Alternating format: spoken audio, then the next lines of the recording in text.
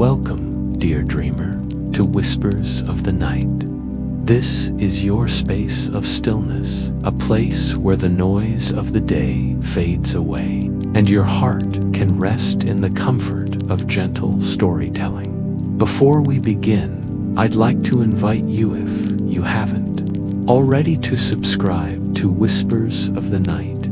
It helps you find your way back here anytime you wish for calm, and it helps our stories continue to reach those who need rest most. So, as you settle in, imagine yourself stepping into a quiet attic at twilight.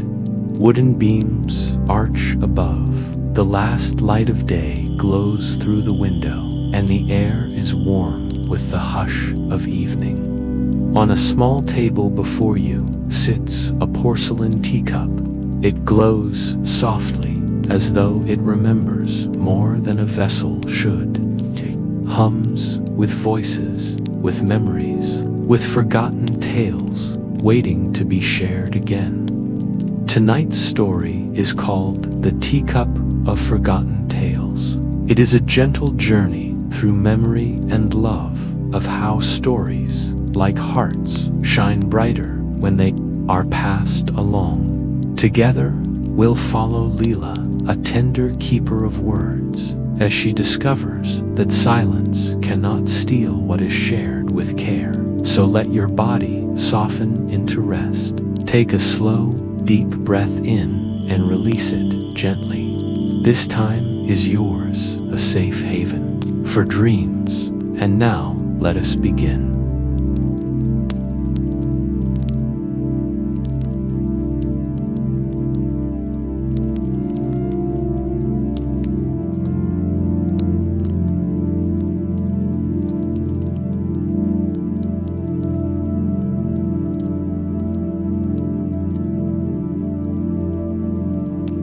Before we step into the story, let's prepare your body and mind for rest. Close your eyes if you haven't already. Take in a deep breath through your nose. Hold it gently and release slowly through your mouth. Let each breath carry away the weight of the day. With your next breath, imagine yourself sitting in a quiet meadow at night. The grass is soft beneath you, and a lantern glows warmly at your side.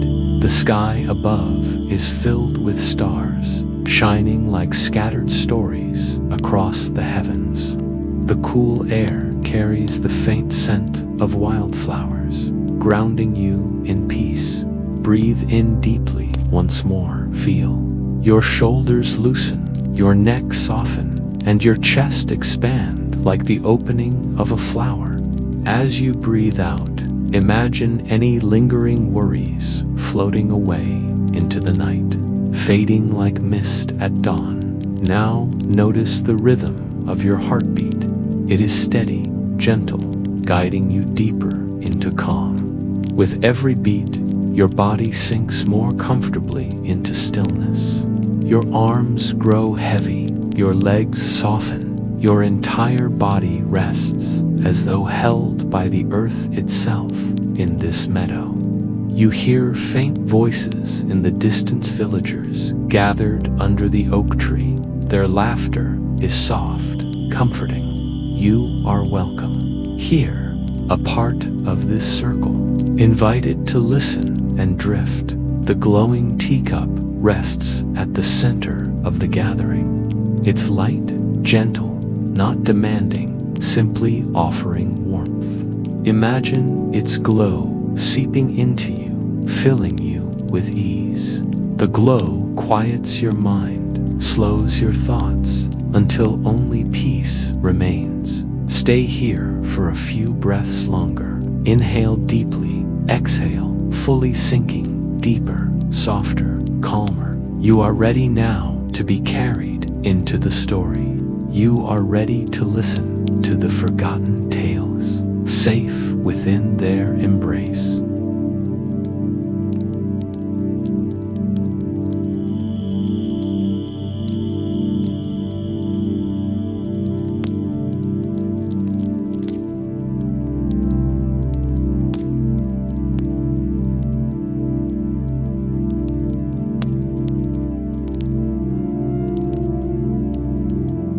The Teacup of Forgotten Tales.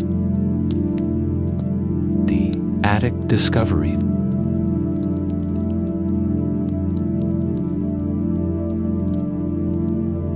The attic was not a place Lila visited often. It lingered above the rest of her grandmother's cottage, like a secret she was never sure she was welcome to enter. The door was narrow, the kind that sighed when opened, and the ladder leading upward always seemed a little too steep, a little too uncertain for her comfort. But something about that quiet afternoon pulled her toward it. The house had been filled with the low hum of stillness all day. Rain had tapped at the windows earlier, soft and rhythmic, then faded into silence, leaving behind the faint scent of wet earth that drifted through the open cracks of the old wooden walls.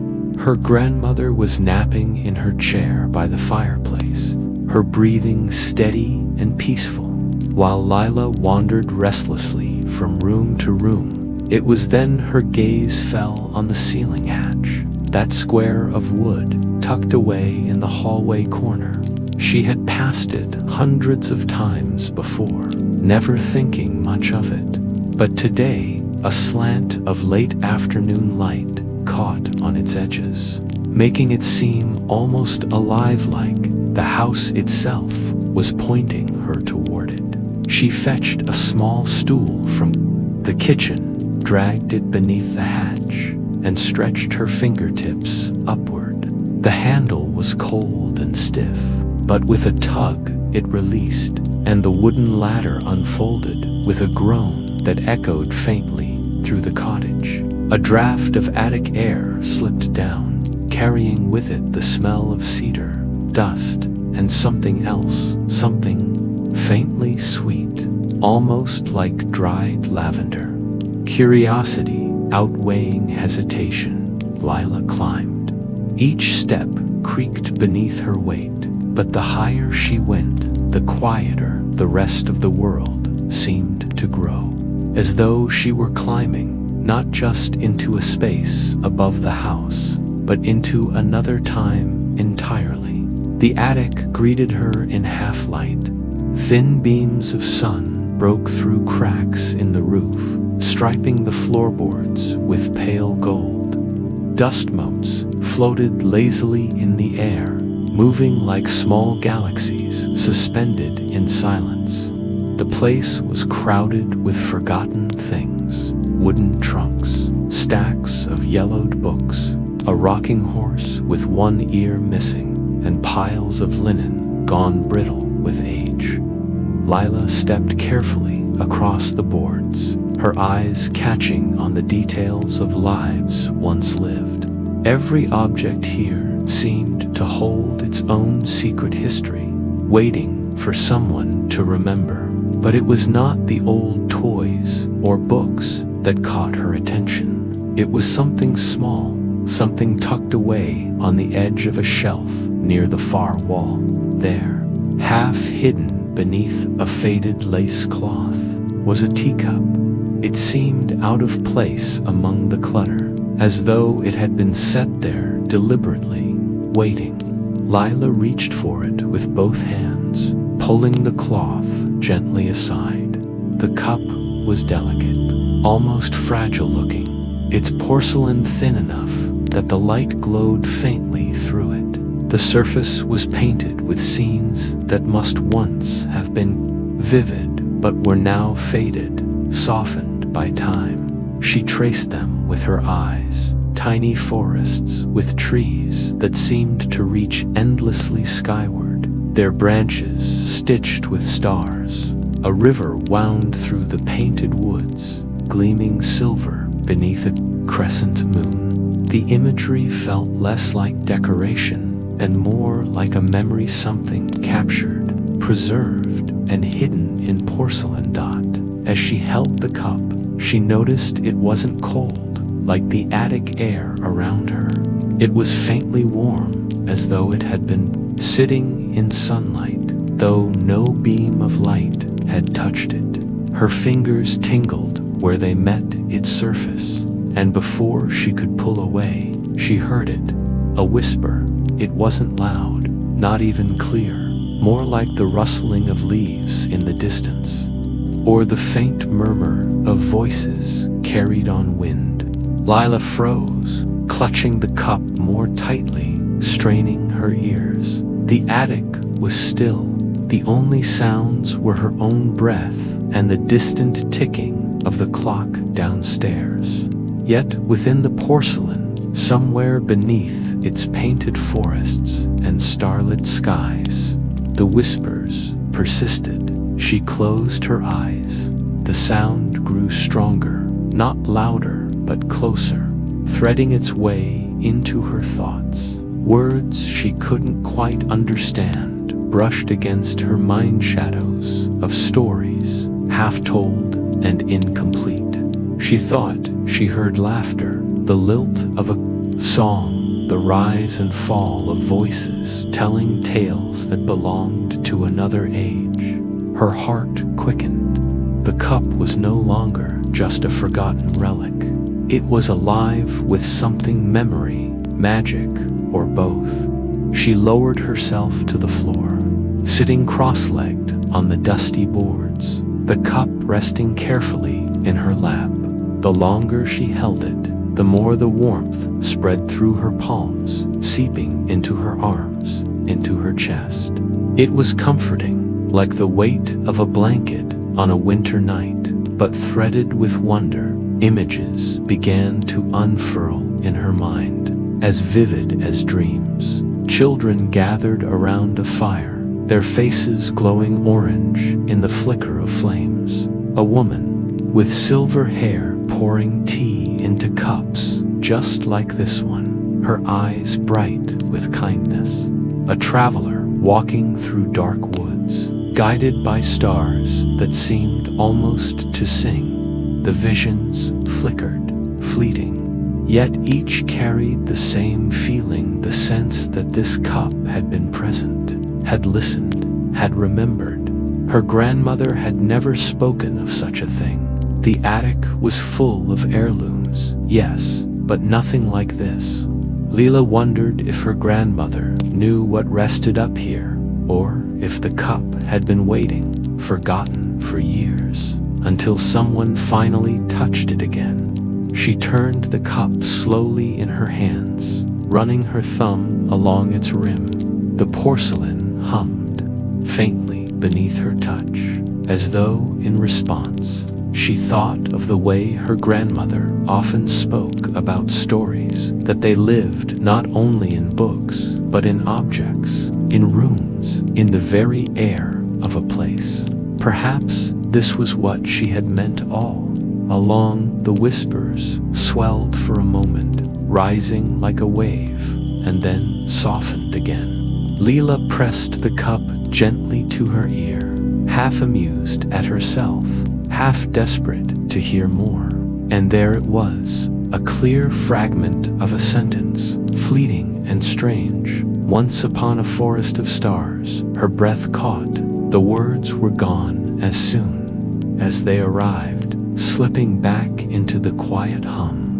But they left her with a feeling she could not shake. This cup held stories too old, too fragile to live in books, and yet too important to be forgotten. She sat there for what felt like hours, though it could only have been minutes, lost in the steady warmth and the whispering tide of half-formed tales. Part of her wanted to run downstairs, to wake her grandmother and demand an explanation. Another part wanted to keep this discovery secret, to cradle it like a fragile flame until she understood it herself. In the end, she did neither. She simply breathed, let the silence stretch, and allowed the attic to become what it had never been before, a place not of dust and shadows, but of beginnings. As evening deepened outside, the last rays of sun slipped away, and the attic dimmed into twilight. Reluctantly, Lila placed the cup back on the shelf, covering it once more with the lace cloth. The warmth lingered in her hands even after she let go, a reminder that the whispers would return if she sought them. She climbed down the ladder quietly, the wooden rungs cool beneath her bare feet. When she reached the hallway, she paused and looked back at the hatch, now closed, as though nothing had changed. And yet everything had that night. As she lay in bed, listening to the steady rain return against the windows, she could still hear it faintly, the echo of voices, the murmur of forgotten stories, whispering just at the edge of dreams. Lila knew one thing with certainty: she would return to the attic. She would find the cup again, and when she did, she would listen, for the stories were waiting, and perhaps, in some way she did not yet understand, they were waiting for her.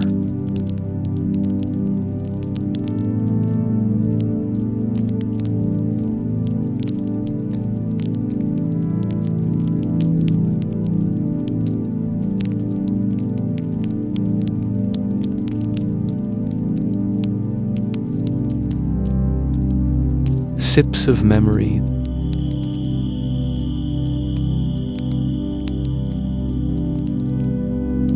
The next morning, sunlight spilled across the cottage in long golden strokes, warming the kitchen table where Lila sat. She had not slept well. The whispers of the teacup had followed her into her dreams, curling around her thoughts, like threads she could not untangle. Every time she closed her eyes, she saw painted forests lit by silver stars, rivers that gleamed like glass, and figures who vanished before she could call out to them. When she awoke, her first thought had not been breakfast or the garden outside, but the attic, the cup. Her grandmother, unaware of the restless night her granddaughter had spent, moved slowly about the kitchen, humming a song that might have been older than both of them put together. The kettle whistled, and the familiar scent of brewing tea drifted through the air. Tea. The thought stirred something sharp and electric in Lila. Until now, she had only held the cup, listened to its whispers. But cups were meant to be filled. That, after all, was their purpose. She hesitated at first, watching as her grandmother poured steaming amber liquid into her own chipped mug. Should she ask about the cup? Should she mention what she had found? But something within her told her, no, that this was a secret she had to explore alone, at least for now.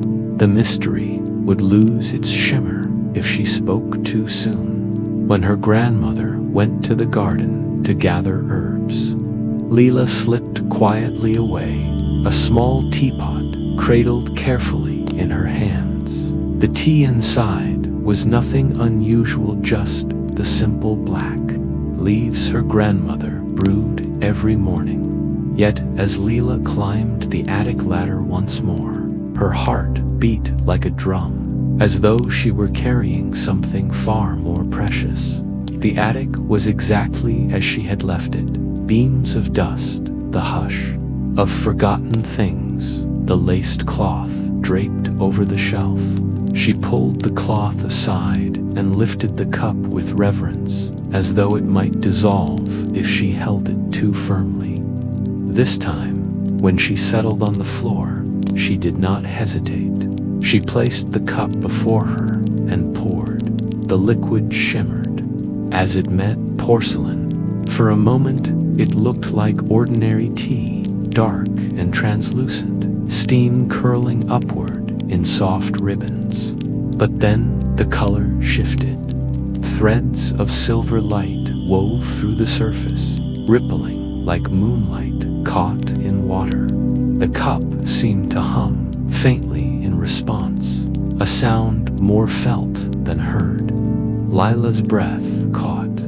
Her hands trembled as she lifted it, the porcelain warm against her palms, the steam brushing her face like a whisper of breath. She hesitated, heart hammering. Then, slowly, she took a sip. The taste was strange and familiar all at once. The first note was the earthy comfort of black tea, the kind she had known all her life. But beneath it, woven through it, like hidden music, was something else.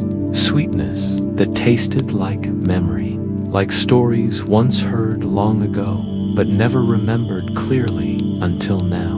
The attic blurred, the walls, the trunks, even the dust motes, dissolved into a shimmer of light. For a heartbeat, Lila thought she had fallen asleep, but then shapes began to form in the air before her, made of smoke and starlight. A boy appeared, no older than herself, dressed in a cloak stitched with leaves. He carried a wooden staff and stood on a forest path that stretched impossibly into the distance. His eyes were bright, and though he did not seem to see her, he smiled as though at some invisible companion through the trees. He said, his voice as faint as the wind, "The stars will guide us home." And just like that, he was gone, dissolving into silver mist. Lila gasped, clutching the cup closer. The attic returned, yet the shimmer still clung to the edges of the air. Her hands shook as she stared into the tea. She had seen him, really seen him, as if he had stepped out of a forgotten tale. Another sip. This time the vision unfolded like a page turning. A fox, sleek and red, appeared on the floorboards before her. Its fur glowed faintly, and its golden eyes fixed on her with uncanny sharpness. It padded forward, nose twitching, then lifted its head proudly. "I once raced the moon across the river," the fox said in a voice that was neither beast nor human, but something between. "And though I lost, she painted my fur with her light." The fox flicked its tail, scattering sparks, and vanished. Lila nearly dropped the cup. Her heart soared with awe and terror. The cup wasn't just whispering anymore. It was showing, revealing, giving life to fragments of stories no one remembered. She stared into the tea, which swirled as though stirred by invisible hands. The surface gleamed with starlight. She couldn't resist. She drank again, this time the attic filled with laughter. Dozens of children danced in a circle, their hands linked, their clothes shimmering like woven dawn. A song drifted from their lips, but the words slipped through Lila's mind like water, too old to be caught. One child broke from the circle and ran toward her, eyes wide with joy. But before their hand could touch hers, the vision collapsed into mist. The attic was silent once more. Only the cup remained, glowing faintly in her hands. Lila sat frozen, her mind spinning. Each sip, each taste of memory, released another fragment of a story. Heroes, animals, dreamers, Saul, rising and falling like sparks in the dark. The cup held them, preserved them, waiting for someone to listen. She touched the rim with her fingertip, whispering softly, "How many stories are in you?" The cup gave no answer, but she could feel its weight, its quiet pulse of warmth, like a heart, still beating after centuries. The thought both thrilled and frightened her. This was no ordinary heirloom. It was a vessel of memory, of time itself. 1,000 forgotten lives lived inside it. And now, somehow, it had chosen her. The tea inside, had nearly cooled. But Lila took one last sip. This time, the vision was quieter. A woman sat at a wooden table, much like Lila's, her hands wrapped around the same porcelain cup. She had silver hair braided down her back and eyes filled with the sorrow and wisdom of years. She looked not at the tea, but at someone across from her, someone Lila could not see. "Stories keep us alive," the woman said softly. "Even when the world forgets, they remain here, waiting to be sipped again." Her voice trembled on the last word, and then she too dissolved, leaving only the hum of the attic. Lila lowered the cup slowly, her breath unsteady. She stared at it, her heart overflowing with wonder and fear. The attic felt larger now, as though it held not just trunks and linens, but whole worlds. She understood now. This was not just a cup. It was a library, a sanctuary, a keeper of countless forgotten tales. And she, somehow, had unlocked it. The tea had cooled completely, leaving only a faint shimmer clinging to the porcelain. Carefully, Lila set the cup down on the laced cloth. The visions were gone, but the warmth lingered in her chest, the stories fluttering inside her like trapped birds. She thought of her grandmother downstairs, humming, moving slowly in the garden. Did she know? Had she once sipped from this same cup, seen the same visions? Or had the attic been waiting all these years for someone new? Lila's eyes burned with unshed questions, but she said nothing, not yet. Some secrets were too delicate to share before they were ready. She covered the cup once more, though her hands lingered on it longer than before. And as she climbed down the ladder, she whispered to herself, "I'll come back. I'll listen again. Every story deserves to be remembered." That night, when the rain tapped once more at the windows, she lay awake with the taste of memory still on her tongue. The boy with the leaf-stitched cloak, the fox with moonlit fur, the circle of singing children, the silver-haired woman, all danced in her mind. The stories were alive, and they were calling to her.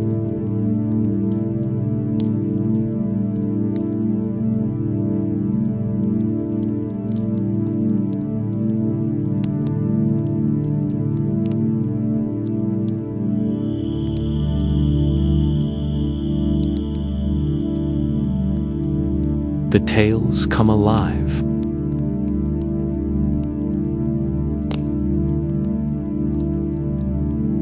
By the third day, the attic no longer frightened Lila. It called to her. She could feel its pull every time she passed the hallway hatch, a gentle hum like a heartbeat that only she seemed able to hear. At breakfast, she barely tasted her toast. At midday, she wandered restlessly through the cottage, and by evening her thoughts circled endlessly back to the cup, the way the tea shimmered, the way visions had bloomed like dreams come awake. Her grandmother must have noticed her distraction, though she said nothing. The older woman's eyes, sharp despite her years, lingered on Lila once or twice, but she remained silent, as though waiting for Lila to bring something up in her own time. Lila didn't, not yet. That afternoon, with the sun slanting low and painting the windows gold, she carried the pot of tea back up the creaking ladder. She had brewed it carefully, choosing the strongest leaves, as though the strength of the tea might anchor the strength of the visions. Her hands trembled, but this time it wasn't from fear. It was anticipation. The attic greeted her like an old friend.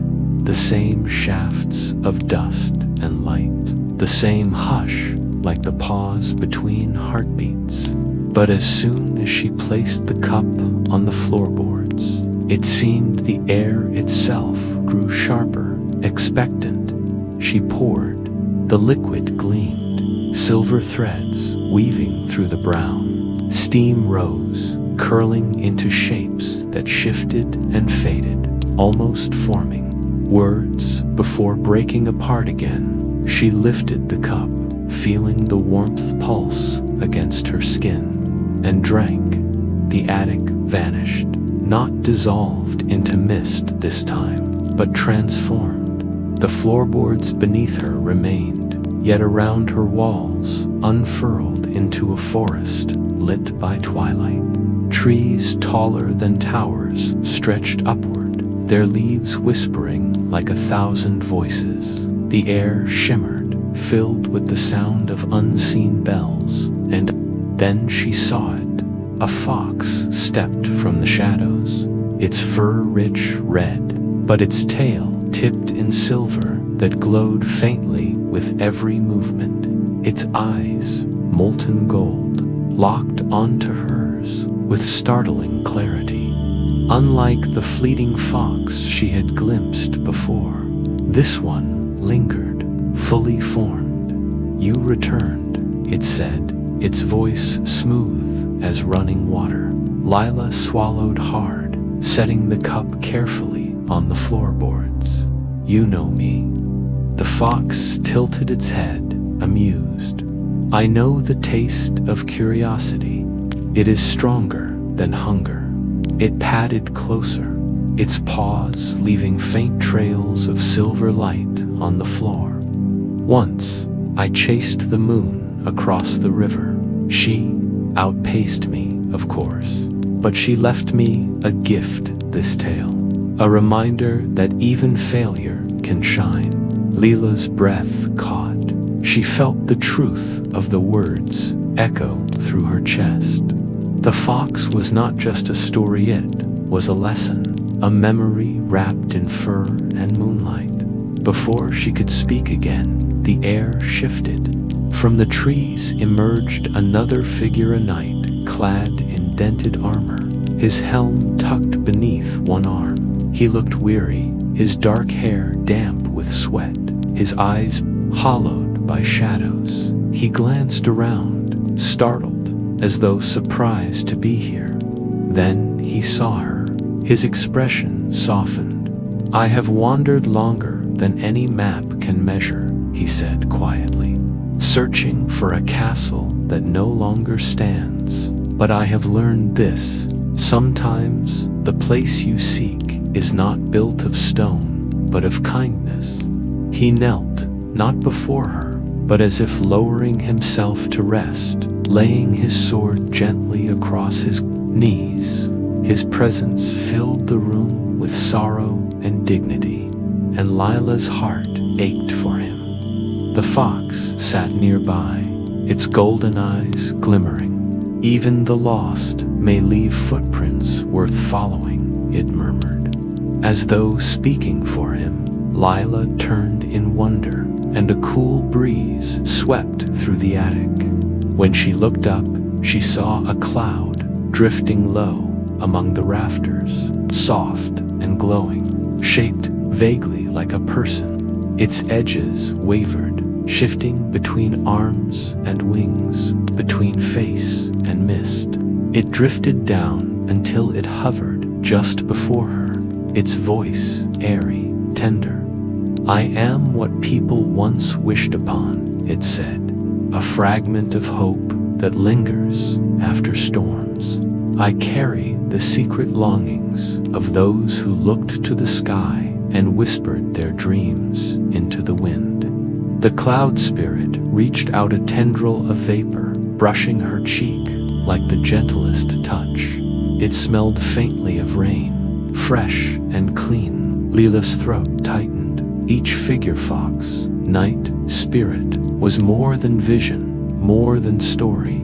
They felt real, and each carried something deeper, a lesson, a memory, a truth born of longing. "She whispered, barely daring. Why me? Why are you showing yourselves to me? The knight lifted his gaze, his voice steady but sad, because stories cannot live only in silence. We fade when forgotten. You drink and we awaken. You listen and we endure. The fox added, "You are our bridge, the keeper who remembers."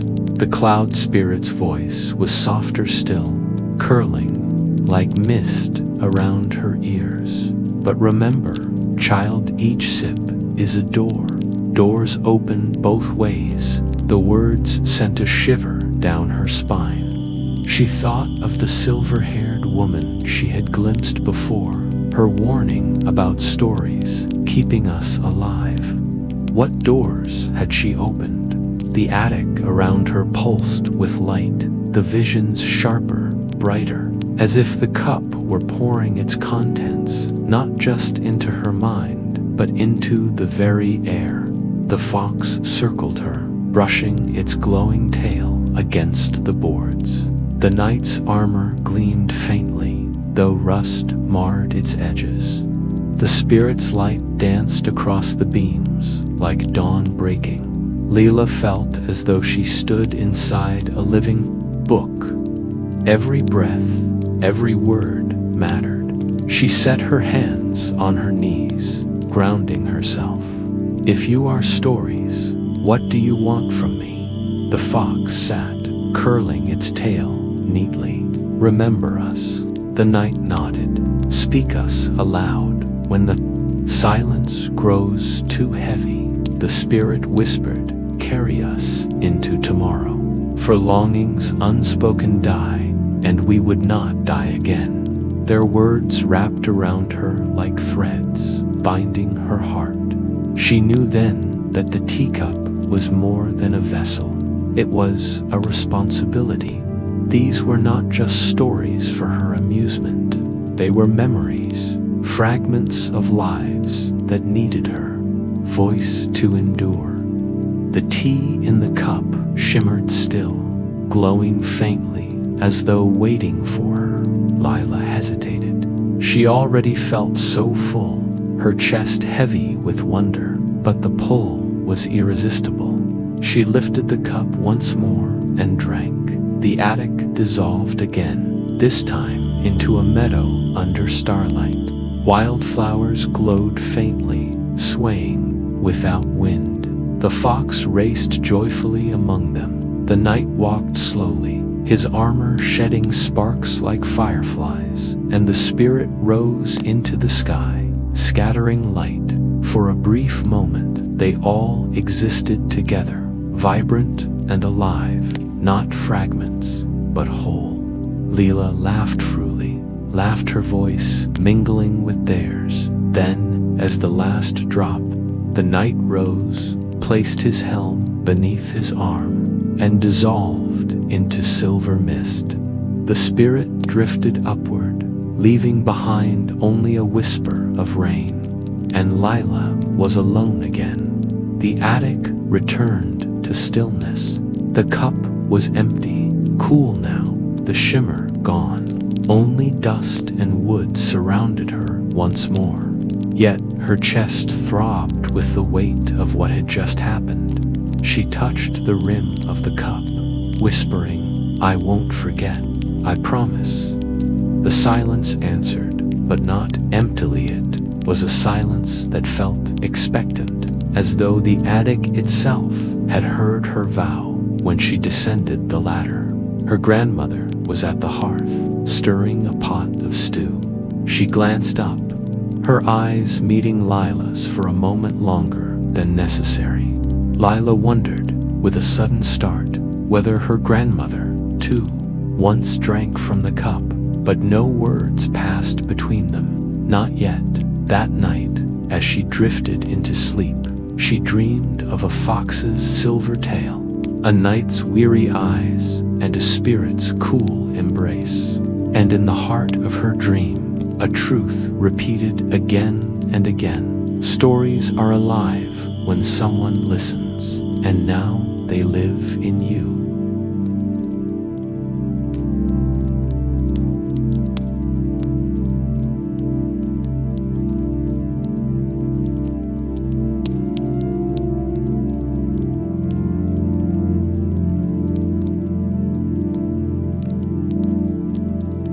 The Garden of Forgotten Words.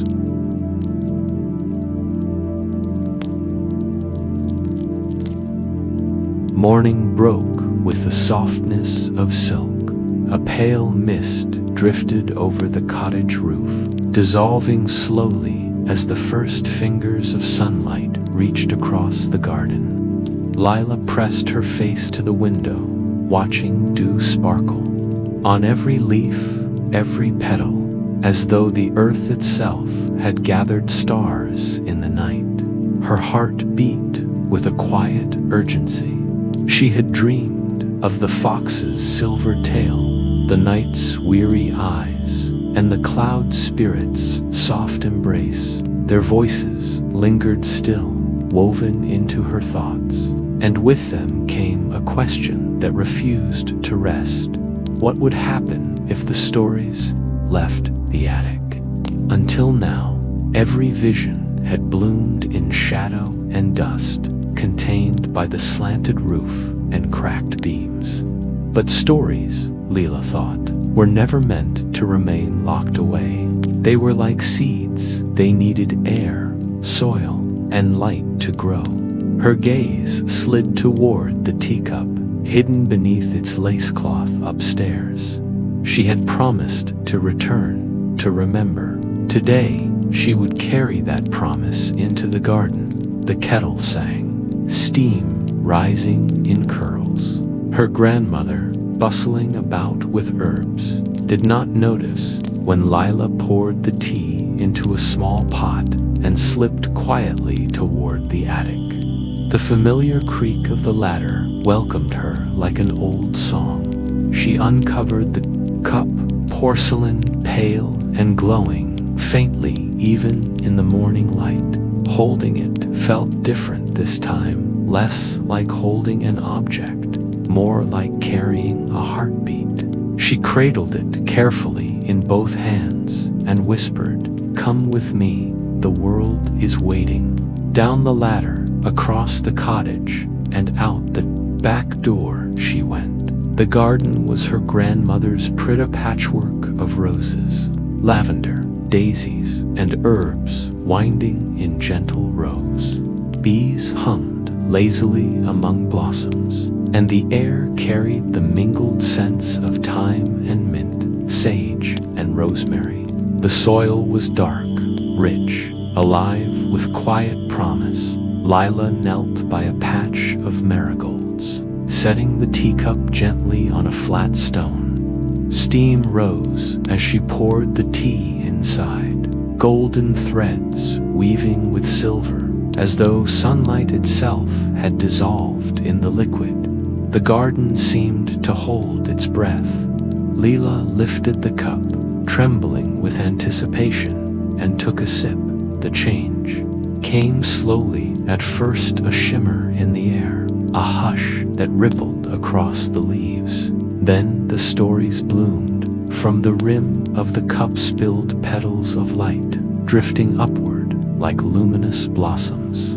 They floated into the air, glowing faintly pink and gold, scattering like seeds on the breeze. Wherever they touched, the garden responded. Roses unfurled wider, lavender bent as though listening. Even the old oak at the edge of the yard seemed to lean closer, and with the petals came voices. The fox appeared first, slipping between rows of lavender. Its silver-tipped tail brushed the ground, leaving sparks that turned into tiny glowing flowers where it touched. "So," it said, curling around Lila's feet, "you bring us to the earth, to where roots remember." Lila smiled, her breath catching at the beauty of it. I thought, maybe you belonged here too, not only in the dark. The fox tilted its head, eyes golden with amusement. Stories grow brighter when they breathe. From the marigolds, the knight emerged. He was less weary today, his armor gleaming faintly in the morning light. He paused among the blooms, running a gauntleted hand gently along their petals. "These flowers," he said, voice low, "remind me of banners once carried into battle. But here, their colors fly only for the sun." He looked at Lila, then, his gaze steady. "This garden is richer than any kingdom." A cool breeze drifted in, carrying the fragrance of mint, and with it came the cloud spirit. It hovered above the thyme, its mist curling gently around stems and leaves. Its voice was softer outdoors, as though mingling with the air itself. "Every plant here is a word," it whispered. "Every root a memory written in soil. The earth has always been a library, waiting to be read." Lila's eyes shone. The garden was alive in a way she had never seen before. The marigolds glowed faintly. The lavender shimmered. Even the bees seemed to hum in tune with the voices. The petals of light drifting from the cup touched everything, weaving the forgotten stories into the living world. And then she understood. The teacup's magic wasn't only for her. The stories weren't meant to be locked away in visions she alone could see. They were alive when remembered, yes, but more than that. They were alive when shared. Her grandmother's roses swayed as if nodding in agreement. The fox curled beside her, resting its head on its paws. "Every tale carries a lesson," it said. "Mine is simple. Even in losing, there is beauty." I could not catch the moon, but she kissed my tail all the same. The knight spoke next, his voice stronger than before. "I searched for castles and crowns, but the truth I carried was simpler. Kindness builds kingdoms that no storm can topple." The cloud spirit's mist twined around Lila's fingers like a ribbon of cool air. "And I," it whispered, "am the shape of longing. Dreams whispered into sky do not vanish. They rest, waiting for someone to lift them again." Lila's chest tightened with wonder. These were not just fragments of stories. They were truths, lessons carried through centuries. And now they breathed again, shimmering in the sunlight. She glanced toward the cottage, half afraid her grandmother might appear and see. But the windows were still, the door closed. This moment was hers alone. With reverence, she sipped again. More petals unfurled into the air, drifting higher until they caught in the branches of the oak. Shapes formed among them, a girl chasing, a kite, an old man singing to the sea, a bird made of flame that vanished with a cry of joy.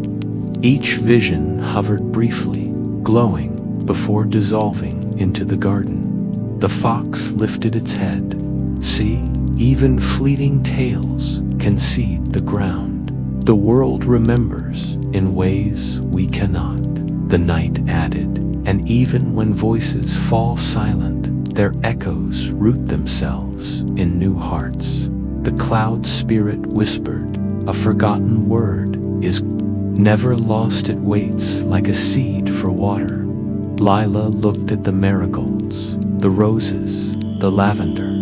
She thought of all the stories whispered into wind, lost to silence, now returning as blossoms of light. She felt her own heart swelling with a realization as old as the soil beneath her knees. Stories live not only in memory, but in the telling. They belong to the world as much as to the listener. The cup in her hands grew warm, pulsing softly, as if agreeing. For a long time, she simply sat in the garden, watching the petals drift, watching the fox nap, the night breathe more easily, the spirit curl among the herbs like morning fog.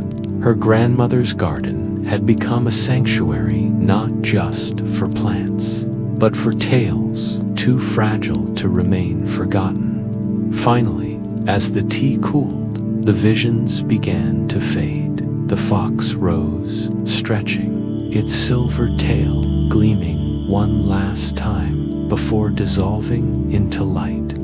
The knight stood tall, bowed once with dignity, and vanished among the marigolds. The spirit drifted upward, scattering into the breeze, until only sunlight remained. Lila sat alone again, the garden quiet except for bees and birdsong. The petals of light melted into the air, leaving only dew-sparkled flowers behind. But she knew deep in her heart that nothing was truly gone. The garden had absorbed the stories. Every petal, every leaf, every stone now carried whispers that would endure. She placed the empty cup gently on her lap, gazing around her with new eyes. "You're alive," she whispered to the garden. "All of you, and I'll remember." As she rose, she noticed something she hadn't before. The marigolds near the stone glowed faintly, even in daylight. Not with magic exactly, but with presence, as though the night's memory had routed there. She reached out and touched a petal, feeling warmth beneath her fingertips. When she carried the cup back inside, her grandmother was at the table, shelling peas. She looked up, smiling faintly. "Out in the garden, were you?" Lila hesitated, the cup still warm in her hands. "Yes," she said softly, "just listening." Her grandmother's smile deepened, lines crinkling around her eyes. "That's good, child. Gardens have plenty to say if you give them the chance." Lila nearly asked, then did her grandmother know about the cup, the stories, the glowing petals? But something held her tongue.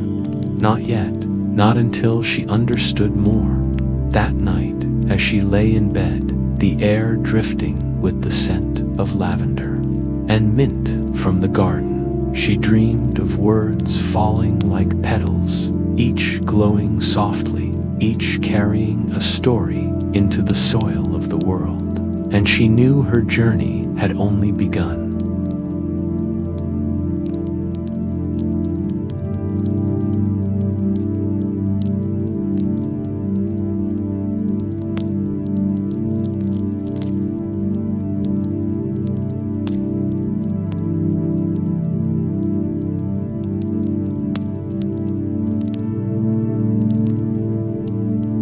The shadow of silence.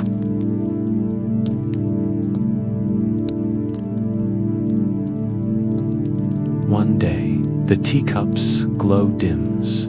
At first, it is subtle, so slight that Lila wonders if she only imagined it. The golden shimmer that once pulsed so steadily beneath the porcelain surface now flickers as though tired. The stories it once poured forth with ease feel slower, hesitant, as if they too are growing weary of being summoned. She lifts the teacup gently in her hands, turning it toward the evening light, but the glow is weak, a faded memory of its former brilliance. The silence that follows is heavier than the usual pauses between tales. It is the silence of forgetting.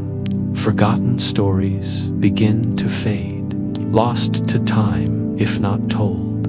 Lila senses it at once. She feels it in her bones, like the ache of a storm approaching. The once vivid images that danced across the teacup's surface villages, long vanished. Laughter carried by winds that no longer blow. Faces of strangers and loved ones alike now blur at the edges. Whole fragments disappear before her eyes, as though swallowed by some unseen tide. It frightens her, this fading. For the first time, she realizes that even stories can be lost forever if they are not shared. The teacup was never infinite, never invincible. It had been carrying centuries upon centuries of voices, and perhaps it was now asking for help, for someone to carry what it could no longer hold alone. And so, Lila makes a decision. She will write them down. At first, the idea feels daunting. She has always listened, never recorded. The act of writing seems almost too human, too clumsy compared to the elegance of the teacup's shimmering visions. But necessity overcomes hesitation. Lila clears a small corner of her attic room. She places the teacup carefully beside a worn, leather journal she finds among her grandmother's belongings. Its pages are yellowed, edges frayed, but still strong enough to hold ink. She sharpens a pencil, her hand trembling slightly, and waits. When the next faint glow stirs in the teacup, she leans close. A fragment of a story rises, a fisherman's song, carried across a misty sea. The melody is broken, incomplete, but Lila begins to write. She does not worry about making it perfect. She simply lets the words spill onto the page, anchoring them before they vanish. For hours, she writes until her fingers ache. The shadows in her attic lengthen, the air grows cool, but she does not stop. With each word, she feels as though she is rescuing a piece of someone's life from the edge of silence. The days that follow become a ritual. At dawn, Lila visits the teacup, listening for the faint hum of memory. At night, she copies down every detail she can recall. Some days, the stories arrive like fragments of broken pottery, sharp, scattered, incomplete.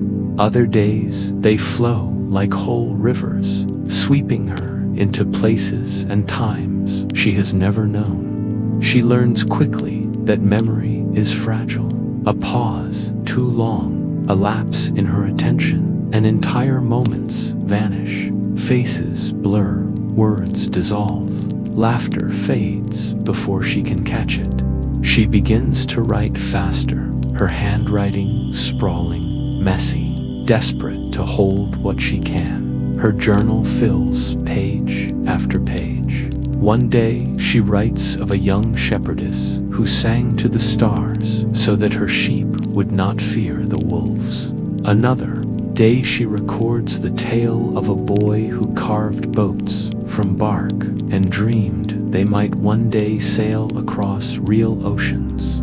Each story carries a weight, a tenderness, and each time she finishes one, she feels the teacup glow a little steadier, as though grateful to be unburdened. Yet writing alone does not feel like enough. Lila begins to wonder, what is the use of saving stories if they remain trapped in her journal? If silence threatens to consume them, then perhaps the answer is not only to write, but also to share. At first, she shares timidly with her neighbor, an elderly woman who remembers fewer things with each passing day. Lila brings her a loaf of bread, and, while they eat, reads aloud from her journal. The old woman listens, her eyes brightening as though someone has polished her fading memories.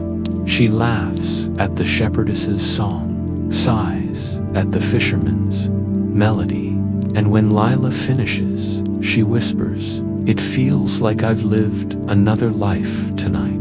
Encouraged, Lila continues. She reads two children in the square, spinning tales of hidden gardens and forgotten kings. She shares with tired workers resting after long days, offering them glimpses of magic in exchange for their silence and attention. She even reads to the blacksmith, who rarely shows emotion, yet pauses his hammering to listen when she begins. Slowly, the village becomes her audience. And slowly, something remarkable happens. People begin to share back. The baker recalls a story her grandmother once told about bread that carried blessings in its crust. The carpenter remembers a tale of a tree that bent its branches to shield lost travelers. Even the innkeeper, who often scoffed at such things, admits that his mother used to sing a song about a lantern that could never go out, no matter how fierce the storm. Lila writes them all down. Soon, her journal is no longer only the teacups. Voice It becomes a collection of many voices, a tapestry of memory woven together. The act of telling awakens something in everyone, a realization that they, too, are keepers of stories. The village begins to gather in the evenings, sitting in circles beneath lantern light to listen to Lila read. Children fall asleep in their parents' arms to the rhythm of her voice. Elders nod, remembering fragments of their youth. And always, the teacup rests at her side, glowing faintly as if watching its legacy pass into human hands. But silence is not so easily defeated. One evening, when Lila sits alone in her attic, she notices again the dimming glow. Though she has written and shared so much, there are still stories slipping away, lost in the spaces between words, swallowed by the forgetting that time demands. The realization weighs on her. She cannot save everything, no matter how fast she writes, no matter how many people she tells. Some tales will vanish forever. At first, despair claws at her. What is the point, she wonders, if silence always wins in the end? But then she remembers the look on the old woman's face, the laughter of the children, the hush of the village when they gathered to listen. Perhaps the measure of a story is not whether it survives forever, but whether it is shared while it can be. Perhaps the act of telling, even if only once, is enough to give it meaning. With this thought, her despair softens. She continues writing, not out of desperation, but out of devotion. Each story she captures feels like a candle lit in a darkened hall. And though the hall may stretch endlessly, filled with shadows, the light is still worth kindling. Weeks turn into months. Lila's journal fills so quickly that she begins others, of them tied with ribbon, lined carefully on her shelves. Each one is a vessel, holding what the teacup no longer can. And as the shelves fill, so too does the village's heart. Festivals arise, where once there were none. On the longest night of winter, villagers gather to share stories until dawn. Each tale like a spark keeping the cold at bay. On spring mornings, children race through fields, pretending to be characters Lila has read aloud. On autumn evenings, elders trade their own half-remembered myths, grateful to have someone writing them down. The Tower of Silence still looms, always present, but the village no longer fears it, for they have discovered something stronger, a chorus of voices echoing together. One night, after telling stories until her throat is sore, Lila returns to her attic. She sets the teacup on the windowsill, where moonlight touches it gently. For a long time, she simply watches it, marveling at how fragile it is, and yet how much it has given. The glow is faint, but steady, now less a beacon, more a quiet ember. Perhaps it knows its burden is lighter. Perhaps it trusts Lila and the village to carry what it cannot. she whispers to it, "Thank you." And in the silence that follows, she almost swears she hears an answering hum, as if the teacup is relieved. The shadow of silence has not vanished. It never truly will. But it no longer frightens Lila, for she has learned that silence only wins when no one speaks, when no one writes, when no one remembers. And as long as she draws breath, as long as ink stains her fingers, she will continue to tell, because stories are not meant to live forever. They are meant to live now, and that, she decides, is enough.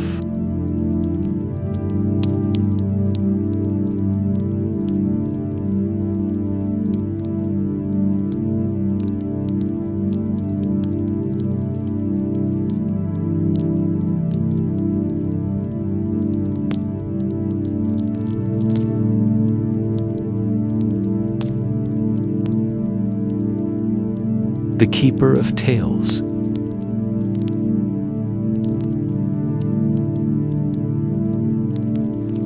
The teacup glows warmly again as stories return, stronger than ever. Not the fragile flicker it once was, nor the trembling ember that worried Lila in the long nights of silence, but a steady, golden light. It feels different now. Less like the lonely burden of an ancient vessel, and more like the gentle pulse of something shared. The glow is no longer only the teacup's, it feels as though it belongs to her too, and to the village, and to all who have listened. For the first time, Lila does not feel as though she is simply a listener of stories. She is their guardian, their bridge, their keeper. Lila becomes the keeper of forgotten tales. It begins with small gatherings. At first, she invites neighbors into her attic on cool evenings. They sit among the wooden beams, with lanterns casting soft light across the shelves of journals she has filled. The air smells faintly of ink and old paper. The teacup rests on the table, glowing faintly, like a companion. She pours tea into mismatched cups, and while steam curls upward, she opens her journals and reads. Sometimes her voice trembles at first, shy in its offering, but soon it steadies, carrying the words like a gentle river carries leaves. The listeners lean in, eyes bright, as if they are hearing their own lives echoed back in unfamiliar but comforting forms. Word spreads quickly. The attic becomes too small, so gatherings move outside dunder budding spring trees, beside the fountain in the square, in fields that hum with summer grass. People bring blankets, lanterns, baskets of food. Children nestled against parents' shoulders. Every gathering becomes a celebration, not of grand events, but of the quiet resilience of memory. It is here, under branches and stars, that Lila begins to see what she had not understood before. Stories do not belong to one vessel, one person, or one place. They are like seeds scattered on the wind, finding new ground wherever they are shared. Her tea parties become legendary. On sunny afternoons, she sets out a long wooden table draped with cloths embroidered by her grandmother's hands. Cups of all shapes and sizes are arranged in neat rosom, chipped, some fine porcelain, some borrowed from neighbors. The teacup always sits in the center, glowing faintly, as if presiding over the gathering. Children cluster eagerly, tugging at her sleeves, begging for their favorite tales. Adults pretend to come for the tea and cakes, but it is the stories that hold them. They sip slowly, not wanting to leave too soon, and their laughter rings across the garden. Sometimes, the teacup hums softly, offering glimpses of forgotten worlds. Lila captures these fragments, weaving them into her own words, until listeners forget where the teacup ends and where her imagination begins. It no longer matters. The stories live, and that is enough. On other days, she sets her journal aside and invites others to speak. A farmer tells of the year the river froze solid and villagers skated across it under the moonlight. A seamstress recalls how her mother once stitched secret messages into hymns of dresses. A boy, barely old enough to read, shares a story of a bird who built a nest out of dreams. Every tale, no matter how small, is honored. Evenings bring a different kind of magic. When the day grows quiet and the lamps are lit, Lila reads to those who come seeking comfort. Widows who miss their partners, elders who fear their memories are slipping, travelers who long for home. They sit in stillness while her words fill the air like soft music on rainy nights. The sound of drops against windows mingles with the rhythm of her voice. The world outside feels washed away, leaving only the safe glow of lamplight and the steady beating of stories passed from one heart to another. It is in these quiet hours that Lila realizes something profound. She is no longer only saving stories from silence. She is giving them new lives. Each time they are told, they ripple outward, touching someone who will carry them further, perhaps retelling them in a different voice, a different place, a different time. Stories, she learns, are like echoes that never truly end. The village itself begins to change. Once evenings were filled only with chores and weary rest. Now, fires are lit, not just for warmth, but for gathering. Songs resurface, dances return. Old recipes are cooked because someone remembered a tale tied to their taste.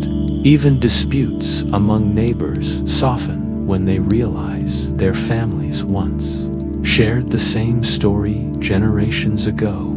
Children grow up, not just with their own dreams, but with the dreams of countless others. Layered like the rings of a tree, they carry these tales to school, to fields, to far-off journeys. And when they return, they bring new ones back to add to the circle. The village becomes a living library, not built of stones, but of memory and voice. Still, there are moments when Lila pauses in her attic, staring at the shelves of journals and wondering if she has done enough. For though she has captured so much, she knows there will always be more slipping away beyond her reach. But when she holds the teacup in her hands, she feels reassurance. Its glow is steady now, not frantic, as if it trusts her. She realizes that the goal was never to save everything. No one can. The purpose was to keep alive the practice of remembering, of cherishing, of sharing. That is how stories survive, not because they are all preserved, but because enough are carried forward. This knowledge brings her peace. One afternoon, she walks to the meadow beyond the village, the teacup cradled in her hands. The air is sweet with wildflowers. Bees hum lazily, and the horizon stretches wide. She sits beneath a great oak tree where roots twist like old hands clasped together. She pours tea for herself and places the teacup in the grass, letting the sun warm its porcelain. Closing her eyes, she begins to speak not to an audience, not even to the teacup, but to the wind, She tells the story of her grandmother's lullaby, the one that first taught her to listen. She tells of the night the silence frightened her, and the moment she chose to write instead of weep. She tells of the gatherings, the laughter, the way the village has grown close through shared words. And as she speaks, she imagines the wind, carrying her voice beyond the meadow, across hills and rivers, to places she may never see. Perhaps someone, somewhere, will hear a faint echo and feel less alone. Perhaps that is the truest destiny of a story, to travel farther than the teller ever could. The teacup glows brighter than it ever has before, not because it holds more stories, but because it has learned to share its burden. It no longer glows for itself alone, but for the countless voices that now live in journals, in hearts, in laughter, around tables, and whispers before sleep. Lila smiles. She understands now. She is not just a listener, not just a writer, not even just a teller. She is a keeper, and keepers do not hoard, they pass on. She learns that stories, like love and memories, live on when passed from heart to heart. Love does not diminish when shared, it multiplies. Memories do not weaken when told, they deepen. Stories, too, are not lessened by being given away. Instead, each telling makes them stronger, weaving them into the fabric of human life. Lila looks at the teacup, then at her stack of journals, then at the village beyond her window. She feels an unshakable truth settle into her. Silence may always exist, but it will never be stronger than the chorus of voices that choose to speak. And so she keeps telling. She tells, in the morning when the sun rises, in the evening when shadows grow long, in the hush of night when children fall asleep to her words. She tells under trees, in kitchens, in fields, in the square. She tells when people gather, and she tells when only one person listens, because every telling matters, and every telling makes the glow shine on. In time, people will remember her, not just as the girl with the glowing teacup, but as the one who made the village itself into a vessel of stories. Long after she is gone, children will still gather under lantern light, passing on the tales she once wrote.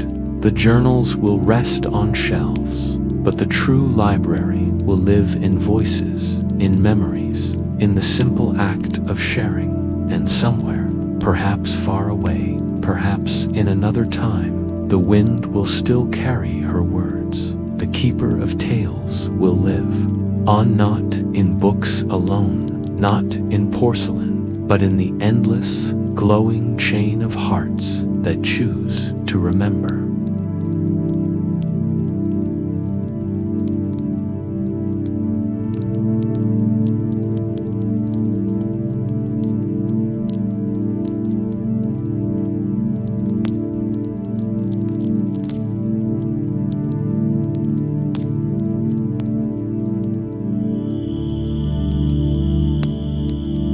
Thank you for joining us tonight, dear dreamer, for listening to the Teacup of Forgotten Tales. May your dreams be filled with warmth, with stories that comfort you, and with the gentle glow of memory passed from heart to heart. From all of us here at Whispers of the Night, good night and sweet dreams.